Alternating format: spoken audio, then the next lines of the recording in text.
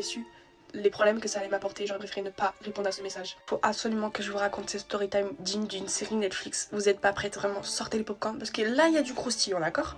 Bien sûr, si je vous fais ces story time, c'est pour une prévention. Il y a un an, j'étais déjà sur les réseaux sociaux, je faisais un peu un contenu où je faisais des playbacks avec des petites citations.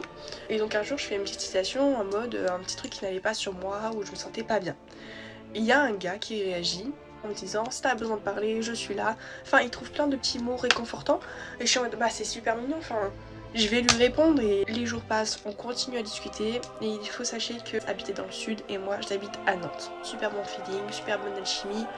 Le gars m'appelle, il y a sa maman à côté. Et sur une relation de début, genre vraiment assez mignonne. Le gars me donne des surnoms, c'est-à-dire que je suis la femme de sa vie, il se projette avec moi dans le futur, enfin tout se passe super bien et moi je suis hyper heureuse. Enfin, même si je suis alternante et que j'ai un salaire de 700 €, je me dis vas-y, je pars à Marseille le voir. Donc je prends mes billets, j'en ai je crois pour 400 € aller-retour. J'arrive à l'aéroport et je fais bah écoute, je suis arrivée, t'es où? Il me fait bah j'arrive dans 15 minutes, je me suis trompée de route. Déjà il y a un problème, à quelle heure t'arrives pas à l'heure à l'aéroport? Il m'avait dit qu'il arrivait à l'aéroport avec une grande pancarte. La pancarte, je l'attends toujours. Enfin bref, je suis à l'aéroport, du coup je suis toute seule, première fois de ma vie que je prenais l'avion en plus, donc je suis un peu perdue. Et là il arrive, tout se passe super bien, il me fait bah écoute on va dormir chez ma maman pendant 2 jours.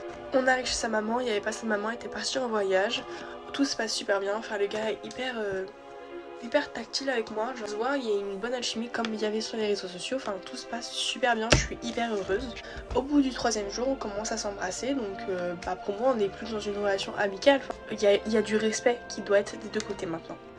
Ah bah le respect n'a jamais été là apparemment. En tout cas de son côté le respect n'existait pas du tout. Le jour 3, il me dit finalement on va aller dans mon appart à Aix-en-Provence. Déjà, premier red flag, on va à la salle de sport. Arrivé à la salle de sport, le gars ne me calque plus, comme si j'étais juste une inconnue. Il me fait des reproches sur mon corps. Ah mais tu lèves que ce poids là sur la grosseur de mes cuisses. Alors déjà que j'ai très peu confiance en moi, là je suis en mode bon. C'est pas grave, c'est pas grave. Et quand je l'approche, il me repousse automatiquement. Je suis en mode c'est pas grave, c'est rien de la vie, ça va passer. Je prends ma douche et lui était sur le balcon en train de téléphoner apparemment à sa maman. Bah oui, bien sûr. Le lendemain, on visite Marseille, on va au bar, on se pose, on prend un verre. C'est moi qui paye. Voilà. Le gars était tout le temps en mode j'ai de l'argent, je suis à l'aise financièrement, je suis riche. Tant mieux pour toi, enfin moi ça me regarde pas tes sous quoi. Après le soir il me fait bah viens on va boire un coup au bar. Je me pas de soucis, on boit un coup au bar, je paye. Ensuite on s'arrête dans la rue, il commence à faire des TikTok et il me fait ah mais on dirait une baleine. Moi une baleine? Elle sait ce qu'elle va te dire la baleine? Putain. Enfin vraiment c'était plein de petites remarques comme ça et j'étais en mode bon bah c'est pas grave genre. Le soir il me dit bah viens demain on va à Saint-Tropez. Je suis en mode de ouf on va à Saint-Tropez, moi j'adore Saint-Tropez, on y va. Le matin, il me dit c'est quoi cette tenue?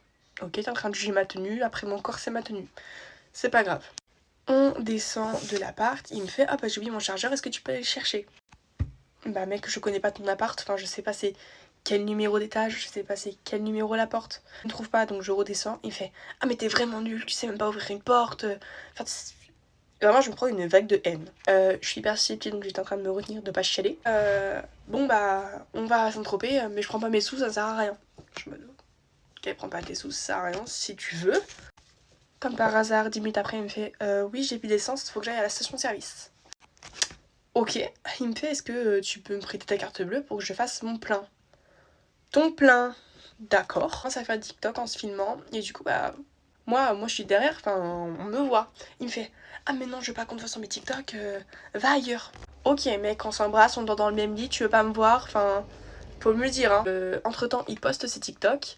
Ah mais viens on va manger quelque part. Moi je suis en mode j'ai pas hyper faim, en plus j'ai mon avion dans quelques heures, enfin si tu veux vraiment on y va. Je vous montre une photo de ce qu'il a pris. Voilà. Et bah, j'ai tout payé.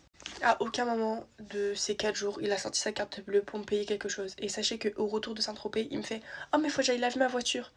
Bien sûr, il a pris ma carte bleue. « Oh mais faut que je remette de l'essence pour la route du retour. » Il a repris ma carte bleue. Un jour, on est allé au McDo. Du coup, moi, j'avais plus de sous. Donc, il s'est pris un McDo à lui tout seul et je n'ai rien pu manger. Le soir, du coup, il y a une fille qui commente un de ses TikTok en disant « Elle est où Flavie ?» Et moi, je suis en mode « Ah bah c'est mignon, il a parlé de moi à son entourage. » Et le gars il est en mode ah non mais je supprime le commentaire. Pourquoi tu supprimes? Donc on arrive à l'aéroport, il me dépose, ma copine, j'étais en pleurs, j'étais en mode bah voilà il est parti, j'ai vécu un super week-end, je suis hyper triste. Je m'apprête à prendre l'avion et je reçois un pavé comme ça de Cassandra, une de ses ex. Dans ce pavé, elle me dit écoute, avant que t'arrives, j'étais avec lui dans le même lit. Ok. J'étais à l'aéroport, je vois ce message, j'étais en mode ok.